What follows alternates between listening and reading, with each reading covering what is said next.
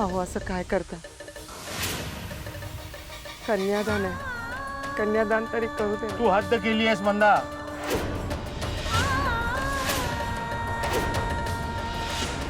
त्यामुळे माझा निर्णय झालाय.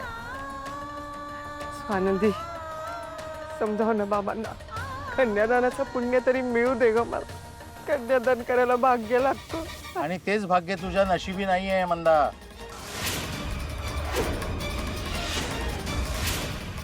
एवढी मोठी शिक्षा देऊ नका हो मला. मी तुला आधीच सांगितलंय मंदा, पुन्हा एकदा सांगतो, माझ्याशी बोलू नकोस. हो रोहनच्या ताई, हा तुमचा फॅमिली मॅटर आहे ना, तो काय तो एकदा लवकर संपवा. गुरुजी थांबलेत, पाहुणे ताटकळत बसलेत, त्याचा करा काय ते असेल ते सॉल्व.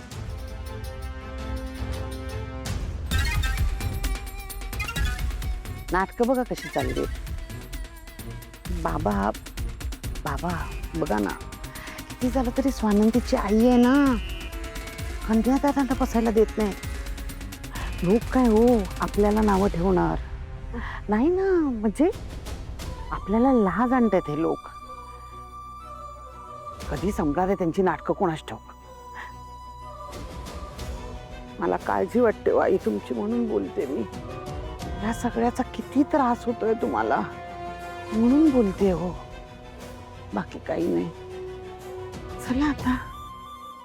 बाबा बाबा ऐका ना, ऐका ना माझं, ऐका ना बाबा. मला कळतंय तुम्ही रागवलाय, सगळे चिडलोय आपण तिच्यावर, पण बाबा खूप झालंय आता आणि सगळे राजवाडी कुटुंबीय पण खोळंबलेत. आपण विधी उरकूया ना बाबा. हो ती चुकली आहे मला मान्य आहे, पण तुम्ही का चुकताय बाबा? ही इतकी मोठी गोष्ट, ही माणूस म्हणून तिच्या हक्काची आहे ना, तिला करू द्या ना बाबा. कन्यादान तिनेही केलं पाहिजे ना. अहो ताई जे बोलते ते बरोबर आहे. थोड्या वेळापुरता हा राग सोडा ना. आपण नंतर बोलूयात ह्याबद्दल. पण बाबा त्यांच्या बाजूची बरीच लोक आहेत, ते चांगलं नाही वाटत. प्लीज तुम्ही ऐका ना आमचं. नाही जमणार. मी यापूर्वीही तिला बऱ्याचदा समजावण्याचा प्रयत्न केलाय, पण तिनं कधी समजूनच घेतलं नाही. सतत चुका करत राहिली आणि एवढी मोठी चूक करण्याचं धाडस तिनं आज केलं. आत्ता जर मी हिला माफ केलं ना, तर यापुढे सुद्धा ती अशाच चुका करायला मोकळी राहणार. त्यामुळे हीच वेळ आहे, आत्ताच तिला त्याची शिक्षा मिळायला हवी. चल नंदू चल. बाबा मला मान्य आहे ती चुकली आहे, पण बाबा तुम्ही नका ना असं करू. आई म्हणून तिचा हक्क आहे ना कन्यादान करणं, तो नका हिरावून घेऊ तिच्यापासून. आपण बोलूया ना ह्याबद्दल, पण बाबा आता नको वाढवूया आपण. नंदू, मी कोणालाही त्रास होऊ देणार नाही. हवं तर मी सगळ्यांची माफी मागेन, पण तिच्याबरोबर मी कन्यादान करणार नाही म्हणजे नाही.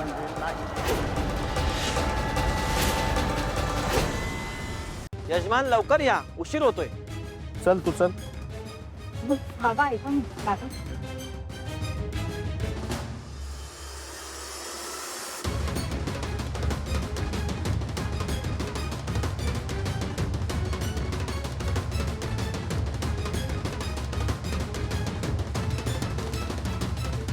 गुरुजी मी तयार आहे.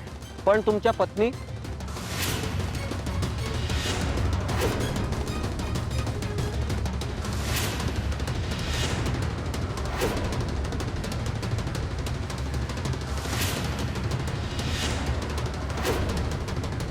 ही माझी पत्नी.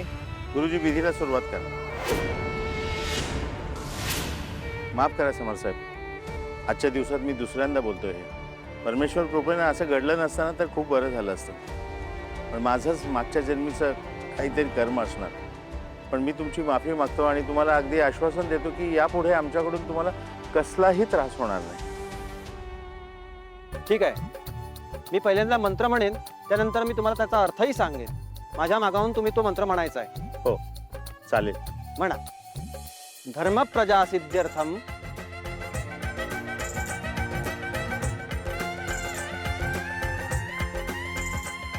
धर्म पालन आणि उत्तम संतती प्राप्त करण्यासाठी मी माझी कन्या तुमच्या गोत्रामध्ये अर्पण करतो. तुम्ही धर्माला अनुसरून आचरण करा आणि तिचा सांभाळ करा.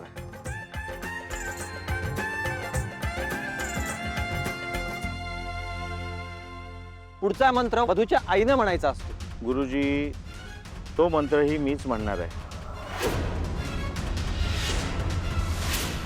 धर्म पालन आणि उत्तम संतती प्राप्त करण्यासाठी मी माझी लक्ष्मी रूपी कन्या सौभाग्यकांक्षिणी स्वानंदी हिला समर या विष्णू रूपी वराला विवाह विधीने अर्पण करतो.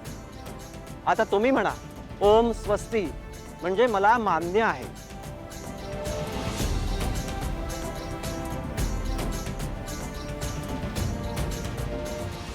ओम स्वस्ती मला मान्य आहे.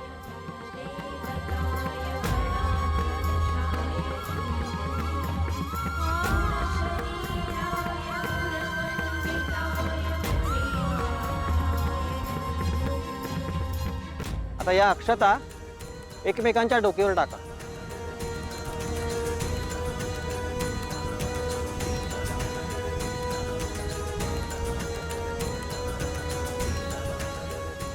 आता पुढच्या जोडप्याच्या कन्यादानाच्या विधीकडे वळूया.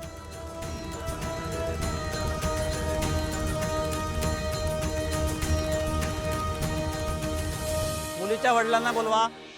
गुरुजी वधूला वडील नाहीयेत. ठीक आहे, काही हरकत नाही. मग काका किंवा कोणी मोठा भाऊ? हा तिचा भाऊ समर तिला वडिलांसारखाच आहे, तो करेल कन्यादान. ठीक आहे.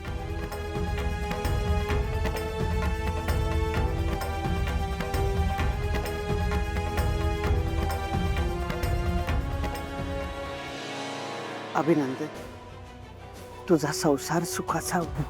आता कन्यादानाचं पुण्य पदरात पाडून घेतोयस. समोर एक खूप मोठी जबाबदारी आहे. अधीराला तू बहिणीपेक्षा मुलगी मानल्यास. आता तिचं सगळं भविष्य या विधीवर अवलंबून आहे.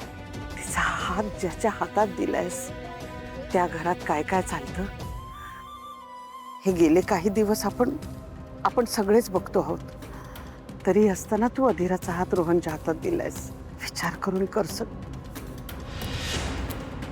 बाकी मी काय बोलणार.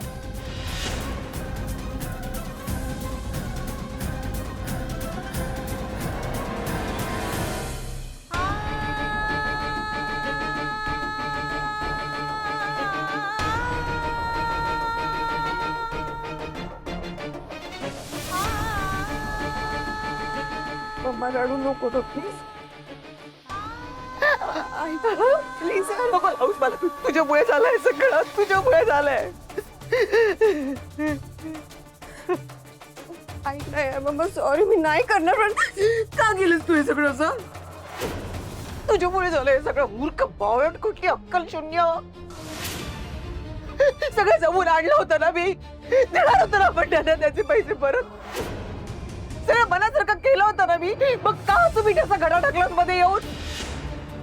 नशेत नाचत काय होतीस, गोंधळ काय घातला, तमाशा तू केला सगळं. मला मान खाली घालायला लागली तुझ्यामुळे.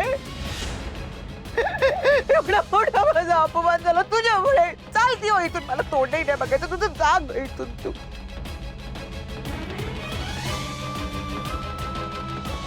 नंतर एक पोरगी आली एकदम धीट. आणि ती व्यक्ती म्हणजे अहिल्या वेसकर.